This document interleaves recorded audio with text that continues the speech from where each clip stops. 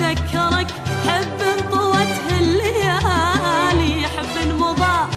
ما ادري انا اعشقها لندن واكثر قصائد كتبتها. في الكويت ما تكتب يعني ولا؟ ما يجيني الهام بالكويت صعب يعني. ايش كتبت في لندن؟ كتبت وش ذكرك حب انطوت الليالي تفضها سيره. سجلناها بالكويت وش ذكرك، كانت توها فنانه يعني مو معروفه جت وسجلت. طبعا بتبناها انوار عبد الله طبعا الملحن، فجت الكويت وركبت وقال هذه احلام يعني. كان حضورها يعني مبين عليها النجاح من اول شيء يعني. شفتها اقصد انه انت؟ اي شفتها انا عند المكتب انور عبد الله، تقابلنا ويا بعض وبعدين راح دشت وغنى لهم.